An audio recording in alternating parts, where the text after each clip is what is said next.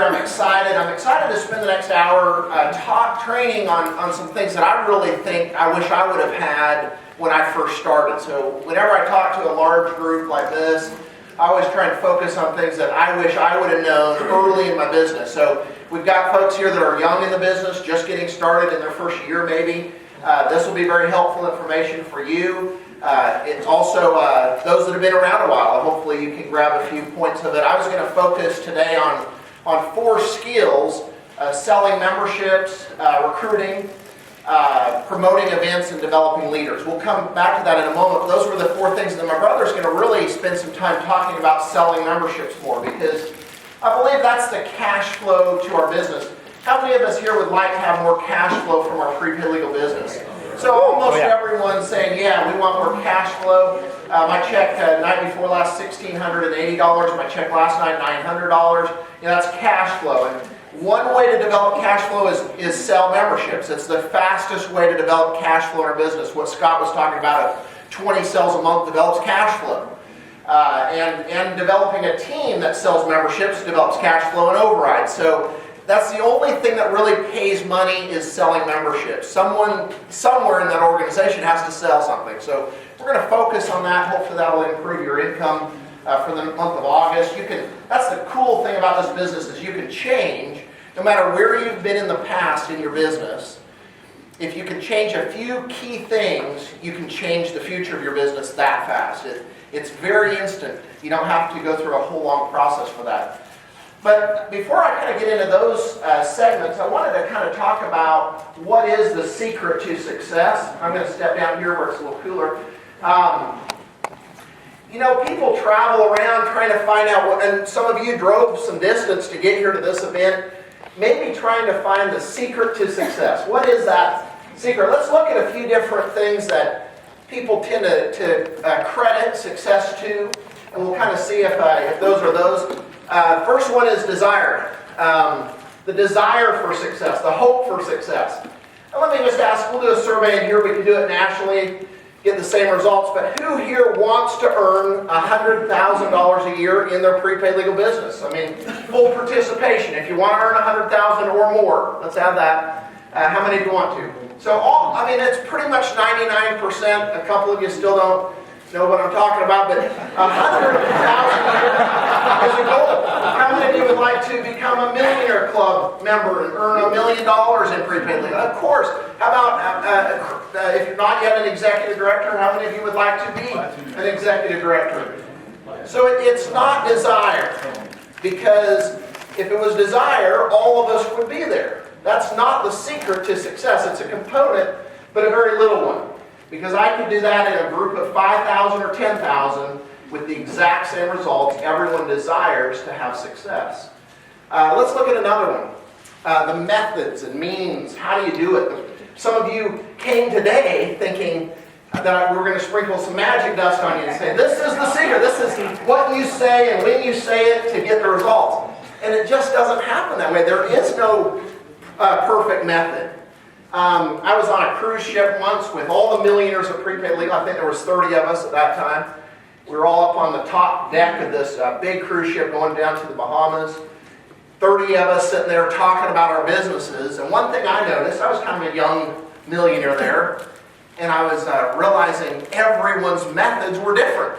Dave Sabula was talking about the way he does it. Another guy was talking about the way he does it. They were all different. So methods are not that consistent. Mark Brown, you heard from this morning, has different methods and systems he uses than I use.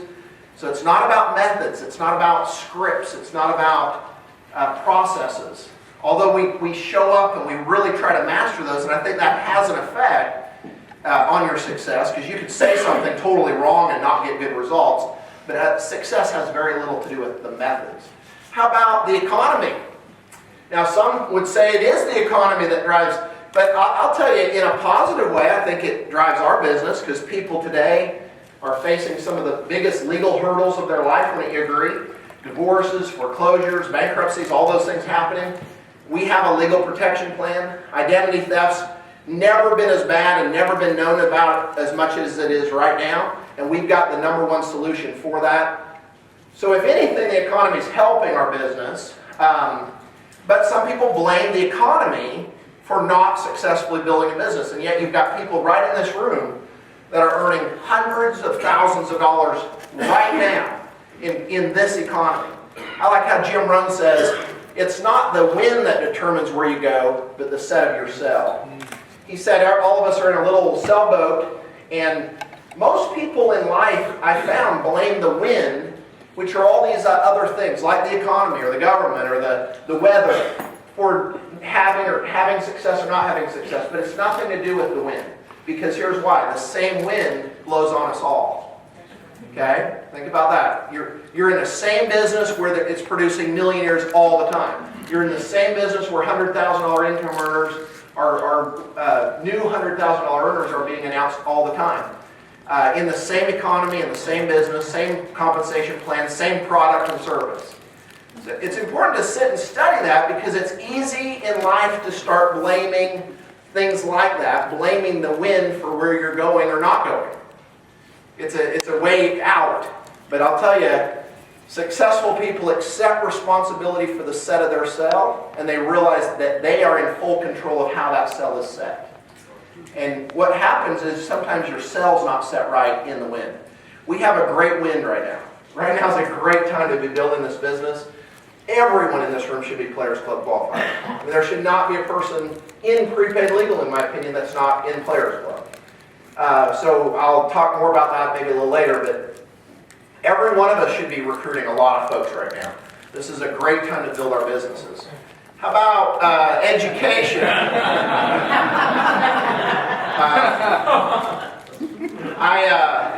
Well, I'll speak for myself, but my brother and I will prove today that it has nothing really to do about education, particularly me. That is not. Here's why. Because I know the millionaires in prepaid legal, 117 of them, and some are educated and some are not. And that has really nothing to do with it. Wisdom is important, using what you know in the right way, but your formal education has nothing to do with your success in this business. I've got a trimester of college. I tried it first semester. Pittsburgh State University wasn't my thing. And there's lots of people like that. There's also very educated people like my mother, who's a PhD, who's also very successful. So that has really nothing to do with the person's success. What about your background? Could that be a key factor in one's success? See, people in the world would say, yeah. I mean, you can't go from broke to being wealthy.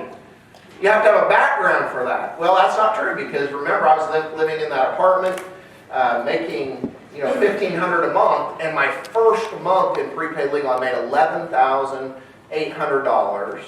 Now, if that was the end of the story, you might say, well, he got lucky. That first month, he got lucky. Up to that point in my life, 28 years on the earth, I had never made $11,000 in any month ever. And then all of a sudden, I make $11,000 in 1 month. The next month, I made over $11,000. The next month, I made over $11,000. I never made less than $11,000 ever again. Wow. In the last 17 years, I've never had a month less than $11,000. So it has nothing to do with your background. Your history is your history. I'm talking, you got to move forward. Now, if you drag a lot of that with you in your mind, it can definitely have an impact on you. Does that make sense? Yes. But you can also leave it behind. You can say, hey, I'm no longer doing that. I'm no longer renting. I'm going to own. I'm no longer going to be in debt. I'm going to be financially free. And you can leave that behind. So what is the secret to success? Don't you agree that a lot of these things we're going over, the world kind of points to as those key things, but they have really nothing to do with your success? I would say that the answer to your success is your philosophy. I don't know, did I spell that one right? Okay. No, it's not. Okay, here's the nose. That one I really did try to spell right. It looked a little off there. Okay. There it's right. Okay. I see that 5 times. Okay, philosophy. So I talked about this last night on the panel a little bit, but let me kind of blow it out a little more here. Philosophy is the foundation of a person's success. We'll come back to that. The neat thing, I'm going to teach you 4 things that you can do to shape and mold your philosophy. It's what has shaped and molded your philosophy today. Here's a great thing to think of every day as you wake up. My philosophies, not mine, but your philosophies. So you say to yourself, my philosophies got me right where I am today. So you take ownership of where you are. And when I talk about success, I want to make sure you understand, I'm not talking just about financial success. That's just one small area, and it's probably in life one of the least significant areas of success. But we're talking about all types of success, like family success, relationships, being successful in your relationships. What about health success, being healthy, physical success? What about spiritual success? I mean, being in tune spiritually and having success there, pretty important. Okay, so I want you to know when I say success, I'm not just thinking money and making money in my business, but all those areas are interactive, so they affect each other. So if you're off physically, you're going to be off financially a little bit too. If your relationships are off, you're going to be off physically. I mean, they do correspond with each other. But a well-balanced person learns to be successful in all those areas. And they're well-rounded, we say. They focus in different areas. Here's a cool thing. These things I'm going to talk about that change your philosophy will fix and adjust all those areas of success. Your philosophy is what got you to where you are in all areas. We'll come back to philosophy, but here's a good way to sum it up. It's how you hold things. It's how you view things. It's different than a paradigm, but it's just what drives you is a great way to say, what is a philosophy? It's what drives you. And if you change your philosophy, you can change your life. That's what happened to me 17 years ago. I changed my philosophy. And over the last 17 years, I've been a student of changing my philosophy, changing the way what drives me to do things. First step, accept responsibility. I'm where I am because of me. That's hard. It's easier to say, no, it's not because of me. 5 years ago, I went through a bad thing or whatever. It's easy to blame, but that doesn't ever take responsibility for where you are. That's the first step, philosophy. Here's how it kind of relates to everything else. Your philosophies are what drives your attitudes, okay? You have a certain attitude about something, right? Maybe you go to an all-you-can-eat buffet and your attitude is, I'm going to get my money out of this. That's kind of my philosophy. It's like, and it drives an attitude. What's the attitude drive? An attitude will drive a action. So I'm up to the buffet line 10 times trying to make sure I get my $20 out of this buffet line. I'm just using that as an example, but you could see it in physical or relationships. Philosophy drives attitudes. Attitudes drive actions. Here's another thing that actions, if you do something over and over and over, what happens? Habit forms. All of a sudden you're in a habit. That's where it becomes good or dangerous, because it's good if it's a good habit, and it's dangerous if it's a bad habit. Okay? So you can go to the root of all your habits. All of us in this room have certain habits. Okay? Some of you go to the weekly meeting every week as a habit, or get on a weekly call every week as a habit. Some of us eat bad every day because of a habit, or eat good every day because of a habit. So it has effects. And your habits are derived from the root of it all, your philosophies. That's why I put it down here. It's the root of this. And the last thing is your habits sum up your lifestyle. All your habits together form a lifestyle. So your lifestyle today is a sum of all your habits, which are a part of your actions, attitude, and philosophy. Does that kind of make sense to see it that way? Yeah. To me, that's important to understand. Why am I where I am today? And understanding that it tracks down to my philosophy. Now, here's the good news. This we can work on. I can show you 4 ways right now to change your philosophy. And here's a cool thing. Not just change your philosophy, but the philosophies that you hold today were derived from these 4 things. Almost all of your philosophies come from these 4 areas. And the first 4 ways to change your philosophies. The first one is the books you read. Okay? So if you're going to read this, if you want to change, okay, then start changing what you're reading. Because whatever you've read up to this point got you to this point. And if you want to change and do something different, you can't keep doing the same thing over and over. Some of my favorites, How to Win Friends and Influence People, Think and Grow Rich, The Slight Edge by Jeff Olson. Great books about me change. This is one of my all-time favorites. You can see it's a little worn. As a Man Thinketh. I've read this book well over 100 times. The late, great Paul J. Meyer says this in the book. He says, I attribute much of my success, let me see if I can find it. I credit my positive mental attitude for helping me build more than 40 successful companies and organizations. He was a billionaire. He'd given away over $500 million. I mean, that's $1 million 500 different times. He gave away in his lifetime over $500 million. But he attributes, he says, where did I get my positive and mental attitude? From my parents and from the writings of Norman Vincent Peale and from As a Man Thinketh. James Allen's small book is a classic. He says he's read it. He attributes most of his success to the fact that he's read it over 200 times. So I think I'm just about at my 100th time. And I wish I could spend an hour just talking about some of the principles in this book. Powerful little book. They're expensive. This is $1. But make an investment in your future. The things contained in this really can shape how you think. But it's one of those things that it doesn't do good just reading once. You have to study it. You have to reread it. So I travel with it. I pick it up on an airplane a lot of times, read through the book. It also takes a long time to read that book, about an hour for the whole thing. So you got to have some money, not $1, and an hour. But you can change your life. The books you read. Powerful thing. Become a student of great books. Here's another one. The second thing is the things that you hear. Okay, the things you hear. That's why a meeting like this is so important. Here's why. You got to be careful who you're listening to. What channel you're plugged into. Have any of us ever heard anything negative from someone? Or know people that are negative? We're going to come to associations in a minute, but hearing someone talk negative is damaging. It hurts you will lose ground. So you got to be very protective of what you read. You got to be very protective of what you hear. Okay, so I'm great at shutting things off. I rarely am watching television because, quite frankly, the third one is the things you see, and television is seeing and hearing, and it has an impact on you. And quite frankly, I've not seen much good on the television that's building the lifestyle that I want to have. So I just turn that, I call it my electronic income reducer. I turn that off many times and just focus on positive things. There's so much positive in the world, but you got to be focused and tuned into it.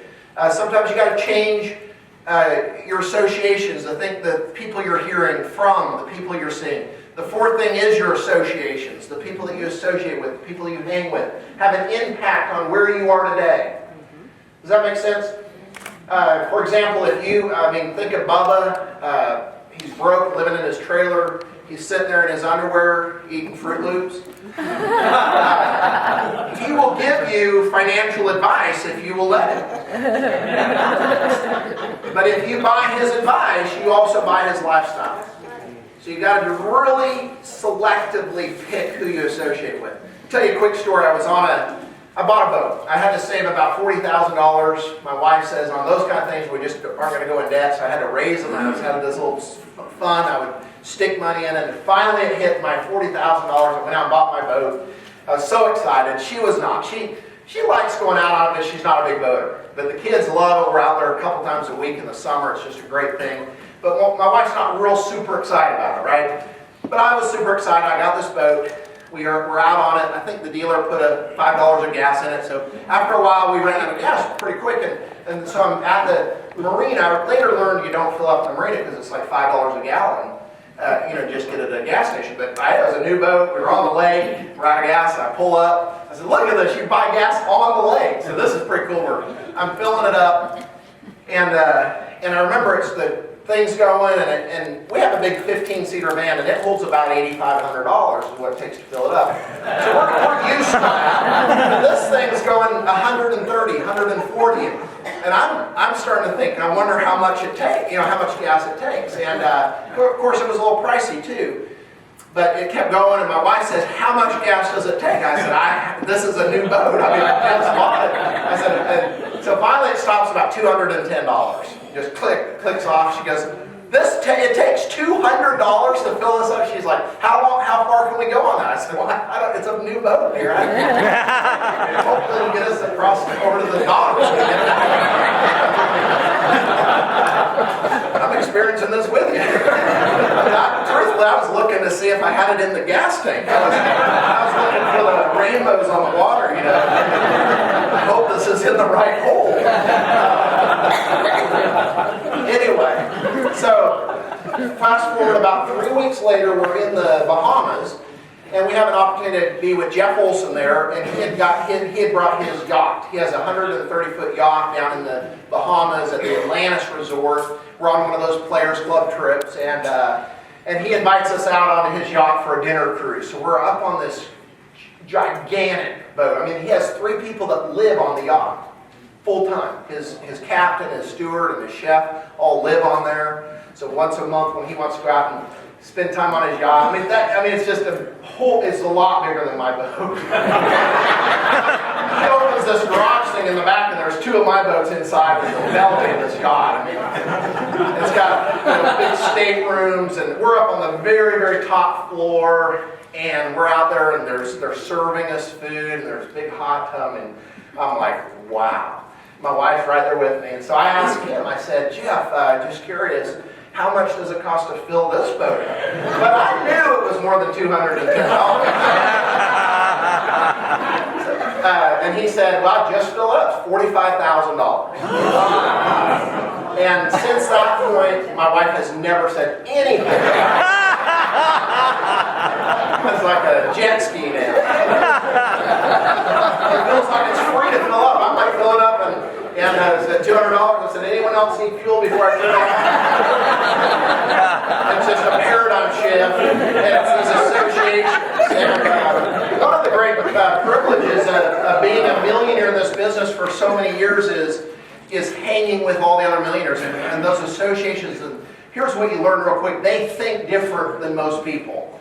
See, if you only brush around them a few times a year at an event, you might not really see. But what Scott's talking about mentoring and listening and getting on those calls and studying those people, you quickly learn they do things different. They think different, for sure. Their philosophies are different. Things that we would spend a lot of time in, they spend no time in. Okay, things that we spend no time in, they spend a lot of time in. But just brushing by them or seeing them on a stage or something, you never get that. So those associations are critical. And sometimes you have to disassociate. Because another thing I've heard is your income, if you took the 5 people that you associate with most, generally speaking, there's exceptions to this, but the 5 people you hang around most, you take all their incomes, add it together, divide it by 5, and that's probably about what your income is. And that's powerful. If that's true, wouldn't you want to step up some of those 5? And so associations, learning how people think, the things you see, the things you hear, the things you read, all based on or all related to that philosophy. Those are the 4 things you do to change your philosophies. I've got a video clip here I want to show real quick. This is just out of a great movie. If you haven't seen, what's it called? In Pursuit of Happiness.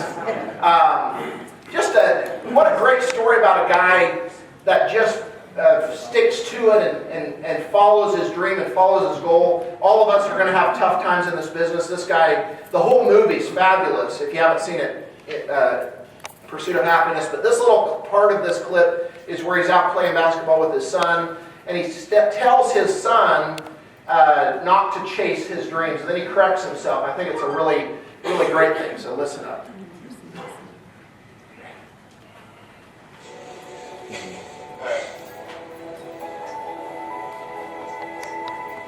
Don't ever let somebody tell you you can't do something. Not even me.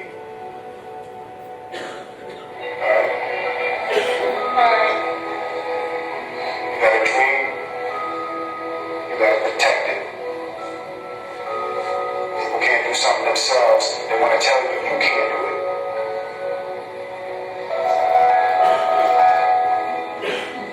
want something, go get it. Period.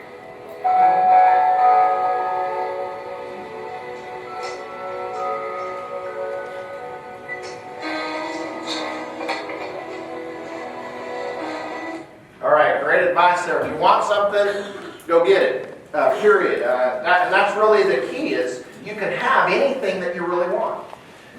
So one message I want to make sure I clearly deliver today is decide on what you want, what goal you have. For example, Players Club might be a goal, but it's never been one of my goals. Okay? I've never had a goal to be Players Club qualified. I've never not been Players Club qualified, but it's never one of my goals because when I look at a business that can pay you literally, I mean, my biggest month I made $137,000 in a month. That's, I mean, and there's people that make that every month. When I look at a business that can do that, and then I look at Players Club that delivers, what, $1,000 or something in income, I would really be selling myself short if that was my goal. So I've had bigger goals. I've always had a goal to be an executive director. I've never not been an executive director. I qualified for executive director my first month in the business and have never not been qualified for executive director. And so you establish your goal, and it doesn't matter anything about the past, even in prepaid legal. And if you haven't been successful up to this point in prepaid legal, here's a little advice: stop talking about that. Because I meet people and say, "Hey, Fred, how you doing? Fred, hey, how long have you been in the business?" "Well, I've been in for 6 years, but I haven't really done much." Well, you got to change that story. Saying, "Well, I'm just getting started," or something. I mean, you can cut and paste your story a little bit. I talked to one lady. I said, "Well, how long have you been in the business?" "Well, I got in, and then I got an infection in my toe." And I'm like, "How's that?" You know. And she went in and all this, and so the point is, you can cut that out. You don't have to tell about your health issues or that. All of us have little setbacks and things. The key is, where are you going in your business? That's the most important thing, deciding where I'm going.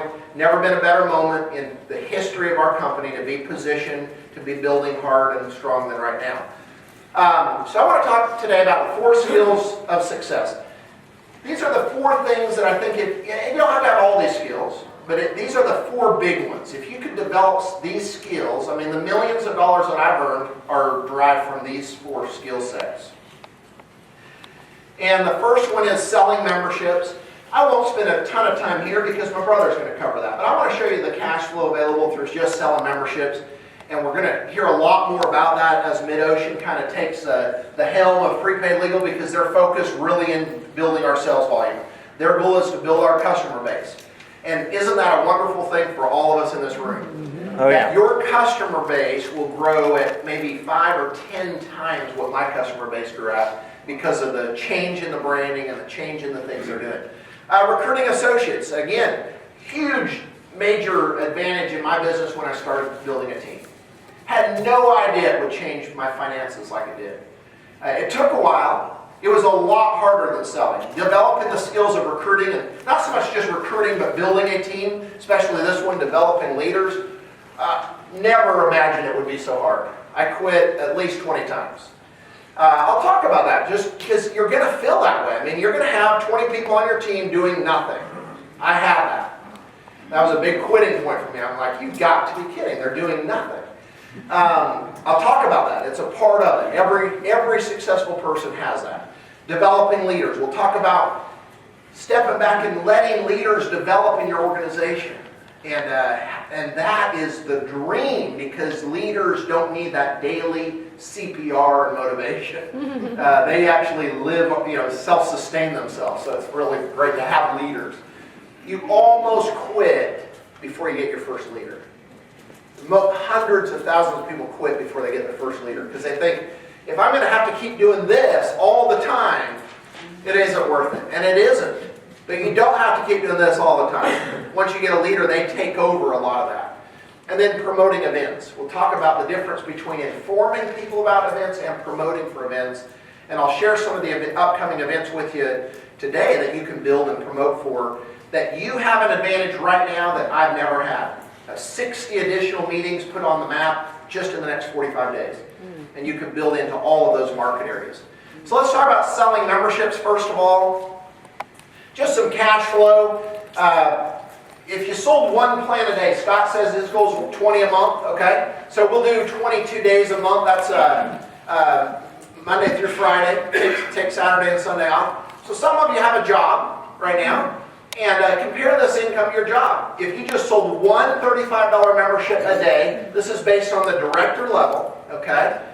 And you did that just Monday through Friday, okay? That would pay you $207 per sale, $4,500 a month, $54,000 a year.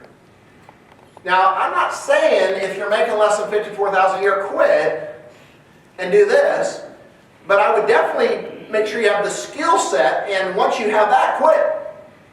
Because every person, I think, can develop the skill of selling one a day. You have 8 hours to find someone to sell membership to. Just like at your job, you work 8 hours, right? And you get paid X amount of dollars. If you did that same thing in this business, so you have to make sure you have the discipline, the time management, all that. You can't work 3 hours. It might take 8 to get one sale, but if you sold one plan a day, pay you over $50,000 a year. Bump that up a little. We have people in the business that do this every day, 2 sales every day, consistently every day. I'm not talking even group sales. I'm talking just $35.95 plans, $252 per plan, pay $11,000 a month, push you into $133,000 a year income. You're in the top 3% of money earners in the United States. And all you got to do is sell 2 plans a day. And you get all your weekends off. Saturday and Sunday, you never have to work. Just a thought. I'm not saying this is the model. I'm just saying the cash flow is available with the product that we have. And from what you heard today, and especially that great training by Kroll, can't we just do more of that? I mean, and the tools that are going to be rolling out here in the near future, a new flip chart and all of that, just unbelievable. Group sales, I've done a lot of groups. My brother Mike, Scott's done a lot of groups. There's some group people. If you did 50 plans a month, that's one company that has, say, 60 or 75 employees and 50 of them sign up. We did an identity theft program for a company, a workshop. 60 employees there, did a 30-minute workshop. 50 of them signed up for the plan. So it took about an hour, and we had 50 memberships. Again, $181 is the commission on each of those. That's just doing 50 a month with the new comp plan. Puts you at the executive director level. That's $9,000 a month in income, over $109,000 a year. That's a phenomenal plan right there. If you want to get into group sales and make $100,000 a year, that's your model right there. Double it. I got Dave Paperno, Kim Ferris, and people that do 100 sales a month, $216,000 a year. 150 sales a month puts you at $325,000 a year. And there's no cap. You can do as many as you want. We have people in the business that sell 300 a month, 400 a month. Just 2 years ago, Rob Vest sold 5,500 memberships in 1 year. And now under the counter program, it'd be about 2,500, but that's still 200 a month. It's not on the chart. So, went off that chart, I'd have to add another thing. This is just personal sales. This is back in 1999 when I was personally producing a lot of sales. This is 1 month. This is June of 1999. I heard people in June of 2011, in the worst recession we've ever had, more legal problems than the world's ever known, more identity theft than the world's ever known, more awareness of identity theft than ever before, in the hot summer of June of 2011, and people said, sales are down in July and June. June and July, you might have bought into that. Not in my June. In June of 1999, I sold 502 personal memberships.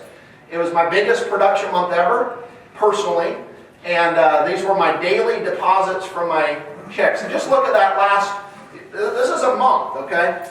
This was my last week. And kind of just think of the cash flow available. On Monday, you get a check for $4,000. Have you ever bought something you didn't really need? And you have that kind of buyer's remorse? I mean, I've done that.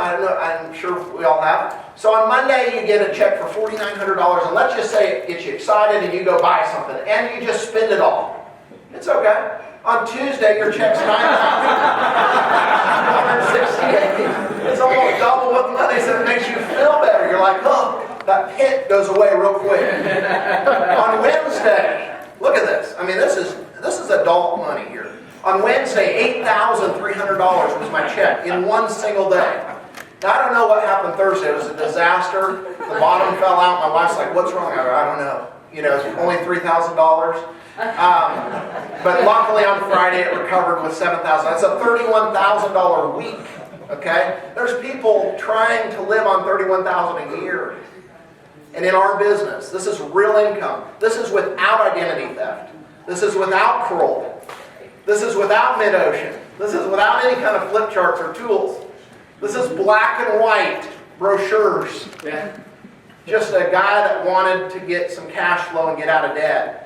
And at some point, you just can't spend the money. I mean, my wife tries to spend the money. She really does. I mean, she's probably out shopping right now.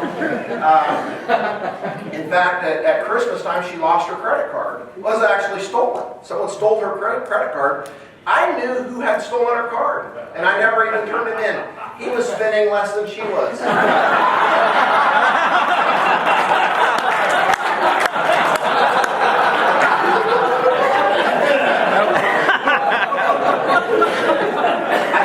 I said, Jennifer, if I wasn't a millionaire, would you still love me? She said, I'd love you, but I'd miss you. She keeps me motivated to keep working this business. We've talked about residual income. I was visiting with Mark Brown today about his residual income. I mean, you get out there and you build up a lifetime renewal. There's people in our business. Wilburn Smith, who just recently passed away, has a residual income of $2.4 million a year. That's a just enormous amount of money from this business model that you and I are in.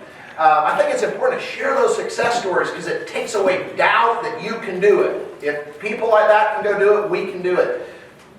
This is showing active memberships. If you build up an active membership base of 1,000, based on about a $52, it's 25% residual, that'd pay you $52,000 a year. And we have people in every one of these categories. I've got a guy on my team with 10,000 active memberships right now. His residual income, when it all pays out, would be $500,000, $500,000 a year. And we call that rollover money. You have roll out money, roll out of bed, go sell something, recruit someone, get paid. Rollover money is when you're laying in bed, you just roll over and you get paid. Residual income, rollover money. How many of you like the sound of rollover money? Yeah. These are my actual residual income checks back in a few years ago. This is 1 year, so this is a yearly residual amount. These are earned residuals. These are the renewals on sales of the past, okay? This isn't current production. This isn't mixed with my cash flow. These are actually my residual checks. But, and look at the monthly amounts, $32,000. And it is. People say, well, yeah, in this type of business, your income's up and down, and it is. I mean, I'm proving right there. Some months it's 30, some months it's 20. And it is scary. I mean, but it's all residual income. This is stuff that you're no longer doing anything for. But I show them that. I say, it is. Look at that. What a dramatic difference this month from that one. People say, how can you plan a budget or a life around that? It takes careful planning, but remember, just being real. Okay. It is kind of silly when you think about it because, yeah, it's up and down, but so what if it's over? I mean, I probably made $40,000 that month with my new income. So anyway, $300,000 a year. Yeah, look at the whole year picture. It's not too bad. $324,000 for the year. As long as you do some careful budgeting, you can probably live on it in America. Okay, even in Kansas. Recruiting associates. So that's the first skill. My brother will talk more about that, selling memberships. Let's move on to recruiting associates. Okay. These are personal. I like just showing my personal income. So this isn't stuff I picked up off the internet. These are my income amounts that I've made from members of my team. For example, the first one on there, my mother is right here, and that's an old number. This chart's actually quite old, a couple years probably. 60,000. 60,000 now. So for those of you who aren't good at math, 60,000 is more than 41,000. There's my mother, Dr. Judy Smith. 60,000 memberships. It's probably well over $1 million now that I've earned from her business, from her team, the people that she brought in the business. And, I'm just so grateful that she said, yes, I'll join your team. I mean, and that's the impact. And I work hard and I help her team and I work with her but it's paid me $1 million. See, there's people that I've met, they've worked 20, 30 years and never earned $1 million. And in just from one person that I recruit on my team, I've earned $1 million. I'll have to update these numbers. There's my brother Mike Richards, who you'll hear from in a minute. Mike, what's your membership sales at? There, he's gone.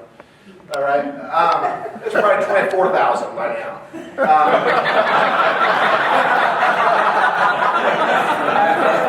How dare you leave? Congratulate him when he comes in. Congratulations on 100 sales in 2 years. Now, I'm sure that's up close to 40,000, somewhere right in there. I don't know where this makes that number, but it's a lot. I mean, I really love my brother. And I respect the business that he's built. And he has his own business. He runs it his way, and I allow him to do that as a leader. And these are other individuals that I've recruited through the years, and the amount of money, again, about 2 years ago, I took this, but over $4 million, now that's well over $5 million in income that I've earned off overrides off teams that I've built. So do you see some income potential in recruiting? Now, I could show you a chart too of people that I've recruited I've made nothing from. So if you recruit someone and they don't do anything, and you don't make anything, I have thousands of those too. Not thousands of personal recruits, but hundreds of people that I've personally recruited, never did anything, never sold anything, never recruited anyone, never did anything.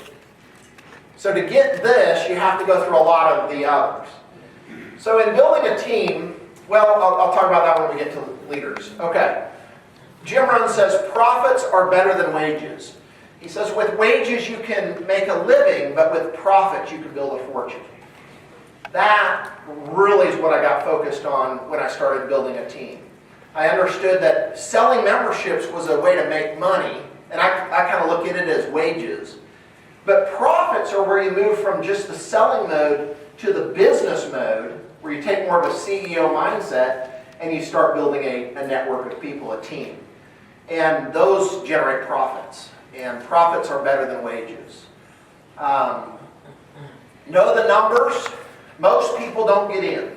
So if you're new, you might want to write that down.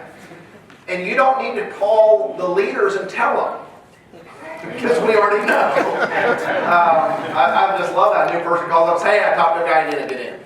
Okay. Yeah, go through about 1,000 more of those and you'll be close to some income. So most people don't get in. Why? I don't know. I don't know why everyone wouldn't get in. But most of it has to do with the timing in their life, their mindset, their philosophies. I mean, you're trying to predict the books they've read, the things they've seen, the things they've heard, the associations they've had. That brought them to that moment where you meet them and you share an opportunity that could change and transform their life, and they say no. You can't control that, no. Because it's derived from all of those things for, how old are they? 30 years old, 40 years old, 50 years old? And don't try and change their mind, because that's just a waste of time. I don't try and change people's mind. I'm sorting through the masses. Some people get in and don't produce much. That's another fact. I've printed out one time, I printed out my whole production report. It's about 600 pages. 600 pages of associates, 30,000 associates in my team. The first 8 or 9 pages are the producers. The other 500, a ream of paper of non-producers. So a person says, I've got a whole page of non-producers. I say, if you want to make $40,000 a month, you've got to get 500 more of those pages. You are right on track. I mean, you're going in the right direction. It's so important to understand, most people don't do much, okay? And it's so important that, because it's a reality. Some will, some won't, so what? Someone's waiting, be a master sorter. Here's the great news. Those are all bad news. It's like, oh, bummer. You know, most people don't get in. Most people that get in don't do much. That could be depressing. But here's some good news. It only takes 7 to 10 leaders to earn $100,000 a year. You don't need very many leaders. If you went and got 4 group people selling 50 plans a month, just 4. We have hundreds in the company, but if you got 4, you found your 4. In just the first year, it would pay you $55,000 in bonuses. Not overrides, bonuses. you'd be one of the platinum executive directors of the company with 4 people. So I always say it takes 7 to 10 leaders to earn $100,000 a year. If you get bigger producers, bigger leaders, that can change. It could be down to 5 or 6 leaders. But isn't that exciting? You don't need 100 leaders. Just a little handful can change your lifestyle tremendously. That should motivate us to go through all these numbers because we're only looking for 7 to 10. How do you recruit? Exposure. I always think about running the bases. So baseball, first base is exposure. I'm not going to spend a ton of time here, but exposure is done in lots of different ways. You can use a website, but here's the most important rule about exposure. It shouldn't be you as the exposure. Here's why. It takes about 15 to 20 minutes to expose someone to the business, to give them an introduction. And if you're going to go around and your goal is to present 20 minutes to one person, the odds are they're not going to be interested. So you just wasted 20 minutes. And if you do that over and over and over, hours a day can be wasted just presenting. I never present the opportunity. I haven't presented this opportunity except like in a briefing forum where we're talking to a lot of guests, but I haven't done that ever in our business. I've always used third-party tools like a DVD, a magazine, a website. That's probably my favorite right now is websites, presentations. And those are the things I use for an exposure. Does that make sense? Or a business briefing, bring someone to a briefing. The second base is follow-up. That's where you take their temperature. Remember I told you most people that you expose are no longer interested, right? Or not interested. So your job is to take their temperature. Your job is to poke them and see if they bleed. Okay? Not poke them till they bleed. Okay? We're in the people attracting business, not the people attacking business. I hear this all the time. I want to make sure you got it straight. I hear someone says, I've given him every exposure tool. He would be great in our business. I've sent him every call. I've talked to him 100 times. And he's still not in. What should I do? And here's what you should do. Move on to someone else. And you could have done that after the first exposure. The ones that will be big in your business will see it and get in. So I'll show you that in a minute. But follow-up is to take their temperature. Poke them, see if they bleed. On a scale of 1 to 10, where would you, now you've seen the information, are you interested or not? I'm not. Move on. I am. Go to third base, 3-way call. Get them on a phone call, especially if you're new, with someone that can validate that information, or additional exposure tools. And then plug them into the success system. That's how you do. If that's all we train on is how to do the business, that's pretty much all a person would need right there.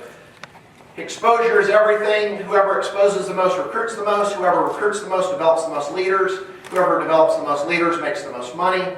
Focus on making exposures.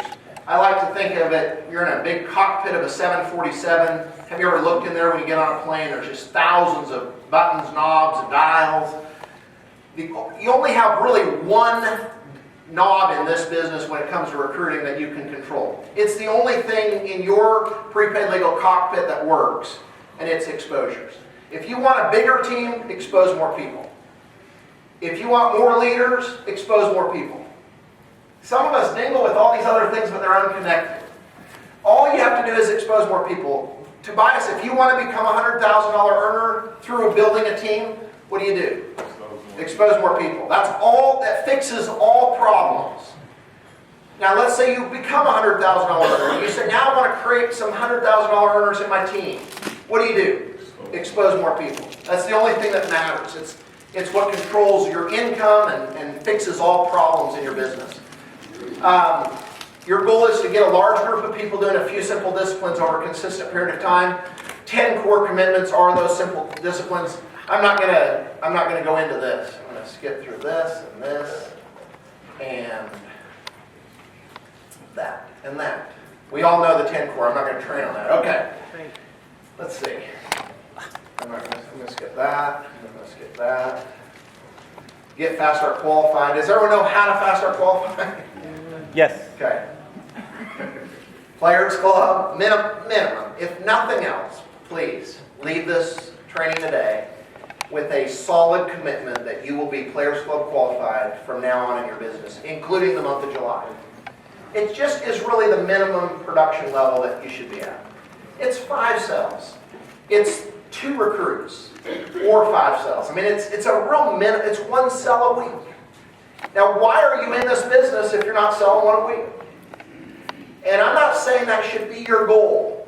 It's never been my goal. I don't know if it's been Scott's goal, but I would venture to say, you know, I'm not saying make that your goal. I'm saying make that your minimum bar, that you will not sleep at the end of the month till that goal is accomplished and done. There's so many bonuses. Look at the car bonuses we talked about, the Players Club trips. This is one, I call it corporate leads. I really call them Players Club leads. These have been valued to me at tens of thousands of dollars. I recently got a corporate lead from a guy who had been looking at prepaid legal for 17 years and not in. I signed him up. He is on fire. He is signing a lot of people up. I got a corporate lead. Kim Ferris, one of the top producers, was a corporate lead to a guy. The same guy got a corporate lead. She's made $250,000 in income for the last 6 consecutive years. Kim Ferris, corporate lead. The same guy got a corporate lead for Jim Tanner, who's my top recruiting team. And Jim Tanner now has the #1 recruiter for all of 2011 on his team, Chuck Fields from Minnesota. And that was another corporate lead to the same guy that got Kim Ferris. And the only way to get corporate leads is being in Players Club. So some of us are praying for help in our business, and yet we're not qualifying for the blessings. I mean, I could tell you story after story after story. I've got a $10,000 story. I recruited one guy. It was a corporate lead, Players Club lead. I got it from the home office.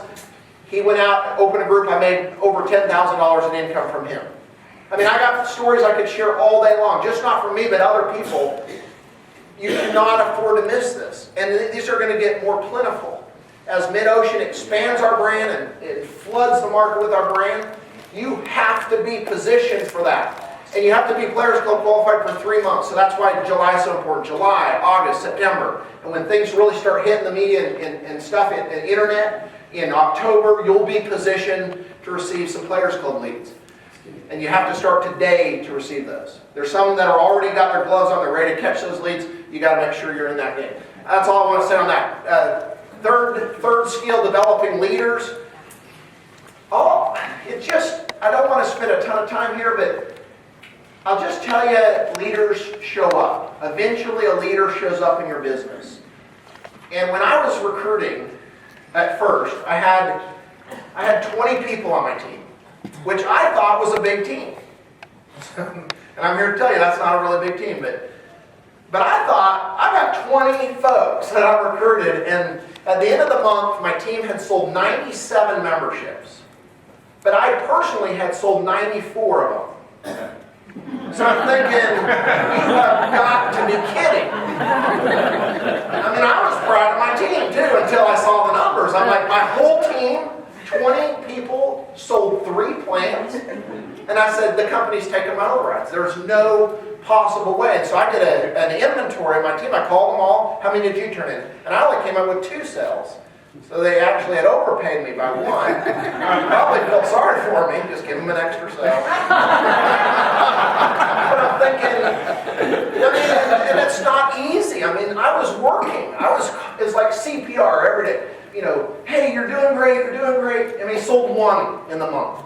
You're doing great, keep it up, awesome job. And then I turn around and go over here to this team to do the same kind of thing. Respiration is like I'm sweating, just, stay in there, you're doing good. I mean, hey, it'll come, And then just the minute I turn my back, he's back in, cardiac arrest. I can't do this, this thing's too hard. So at the end of the month, I'm back and forth, running around, and then it pays out 3 sales. My overrides are $90. And I'm thinking, you've got to be kidding. I personally sold 94 sales. It isn't worth building a team. What I didn't calculate into that was I just had to keep going until I found a leader. It's kind of like pushing a car. Have you ever ran out of gas in your car and had to push it? Okay. Well, I've done that a few times. I've had a motorcycle I've had to push a few times to try and start it. But anyway, think about pushing that car and you're pushing it a little bit. And I remember my wife and I ran out one time. We were just had got married, and I got there. I said, I'll just push up to the gas station. It was only a few blocks up there. So I get behind there, and it's hot outside, and I'm like, hey, is your foot on the brake? And she goes, yeah, no, my foot's not on the brake. I said, is it in neutral? She goes, yeah, it's in neutral. You've got to be kidding. I'm like, it felt like it was in park. And I pushed with all my might, and I wanted to tell her to get out. I don't think she was really weighing the car down. I was like, can you come in up, I pushed, and finally I got this thing rolling a little bit. And that's how it is in our business. We say, why do so many people quit when they first start? That's why, right there. It's so hard to get your business started.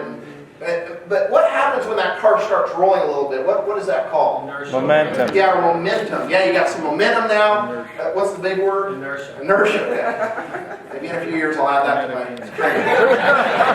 Got this inertia going, and that is how our business is. It gets easier. And then all of a sudden, imagine if you're pushing this car with all your might, and then like a stop shows up and starts pushing with you. That is a leader. When a leader shows up, it's more than taking half the pain away. It's a lot, because he's running the same strength that you are, and it just makes it so much easier, and the momentum's greater. And imagine at some point where you have 5 or 6 leaders with you pushing this car. See, at some point, you can actually not really push yourself. Now, you have to look like you're pushing. But you can actually not really be pushing that hard, and the leaders are pushing your team. And that's how I relate to developing a team of leaders. And what I want to say most is that it's worth it. Whatever pain and energy you invest out, everyone has done that. So don't feel like you're singled out and just it's your business that's not going well. Everyone goes through that. The thing is, go through it fast. Finding leaders is like looking for an ace in a deck of cards. They did a top survey of network marketing companies, not just Prepaid Legal, but dozens of network marketing companies were surveyed. And they were trying to identify what was the key to getting a top leader in your business. How many of you would want a Dr. Judy Smith in your business? Her team has sold 60,000 memberships. I mean, all of us would like that. What is the key to getting a leader in your business? They surveyed thousands of people, and asked 3 questions. The first question was, how were you recruited? These were not just people, these were the leaders. They surveyed the top income earners in these industries, in the network marketing industry, in the different companies, the top leaders, top income earners, and they asked the top income earners these 3 questions. Number 1, how were you recruited? And it was anywhere from a DVD, VHS, website, audio, it was all over the board. There was no consistent way that they were recruited. So that's important, because that is not the secret. The second question they asked is, what was the skill level of the person that recruited you? And it was anywhere from a total dud to a total stud. I mean, but it was, again, across the board. It had no relationship to whether they made it in the business or not.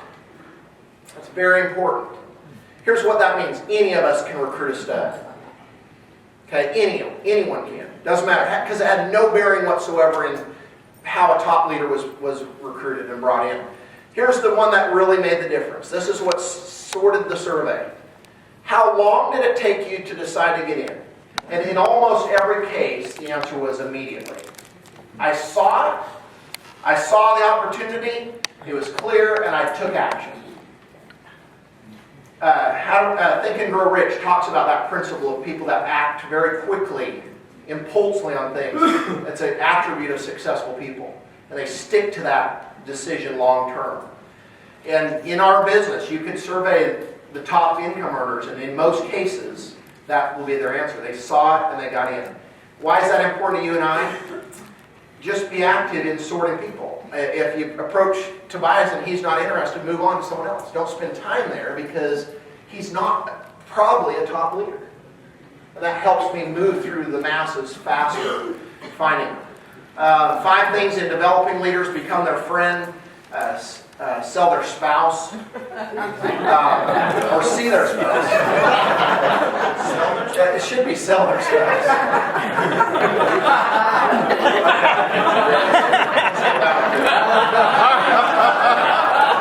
Promoting events. Okay. I just got a quick segment on promoting events. I got to get my brother. I know. Okay. Does anyone know these two guys, especially this guy? No. He's obviously getting really hammered here, but no one really knows his name. How about this guy? Surely, some of us know him. How about this guy with his teeth being knocked out? No one? Is that listed? I don't know. It's a little hard to recognize him without a face. How about this guy? How about this guy? Some of us recognize Don King because he is a master at what? Promoting. He's been the king of promotion, okay? And he's made up more words than anyone ever, okay? So he's a great person to study. He's made more money than any of those guys we just saw in boxing. And yet he has his face, and he has his teeth. He even wears glasses. He's a promoter. The promoters make the most money. One of the skill sets to develop in our business is the skill of promoting. And when I talk about promoting events. There's the promoters make the most money. There's 3 types of people that attend events. Let's talk about today. There's 3 types of people that show up at an event like this. Well, there's 3 types of people. It's really not good to say attend events. There's 3 types of people when it comes to events, is a better way. The first person says, I'm going to the event, and they don't go. They don't make much money. It's obvious. They miss it. Even though the leaders say you got to be at the event, they miss it. There's people that maybe plan to be here today. There's people that live within 5 miles of this hotel that are not here today. And so those people never make much money in our business. They don't go to the event themselves. The second type of person, this is important because it's the majority of people that attend an event. They attend the event, but they are not the ones that make the money. They attend the event, they take notes, they're students of the event, but those are not the big money makers. The third person is the promoter of the event. There was never a question in that third person's mind whether they would attend the event or not. That's important. So if there's a question in your mind whether you're going to attend an event or not, you're not falling in the third category. So the third type of person automatically is going to the event. They immediately go into a whole different approach of how many people can I get to that event. They become the promoters, and they have the biggest paycheck in our business. Promotion is adding emotion to it. Know the difference between promoting and informing. We all know the dates of Dallas. Some of us are great promoters of Dallas, and others are great informers of Dallas. The promoters will win. You have to do whatever it takes to get your team there and promote that event as a big event. Develop an action plan and a goal of promoting the next event. Just a few events that are coming up here. Promoting event, the Platinum Tour. Something just announced Monday. Lighting up the North American continent with 60 additional platinum meetings. They've given the platinums literally tens of thousands of dollars, bought their airfares and paid them to go to put 60 more meetings on the books. So these are 60 additional meetings in the next 45 days. You want to be watching those calendars. How can you benefit from a platinum? For example, I'll be in Tucson, Arizona, and Salt Lake City in the next couple weeks. How can you benefit from that? Recruit people in Tucson, recruit people in Salt Lake City. There's some people that will make millions of dollars just off these foundation meetings that are happening, and others that won't make anything. Or they'll just bring one guest to their local meeting. But you have a chance to build nationally in the next 45 days, leading up into Dallas. Here's one of the group schools, August 13th and 14th. I know we have several states represented here today, but right here in Overland Park, they're going to have a group school in August. We talked about the APT in August. That next weekend is the APT. And of course, the Dallas Leadership Summit, September 8th through 10th, 2011. Those are the events. So those are the 4 skills that are required for success: selling memberships, recruiting associates, developing leaders, promoting events. Hopefully that's helpful. In closing, here it is. Success is earned in the fear zone, not the comfort zone. You can't sit in a comfort zone. Here's the worst thing a person could say. I'm not comfortable doing that, so that's not what I'm doing. I'm not comfortable leaving my family and coming here, but I do it. I'm not comfortable. Liking it is not a requirement. Okay?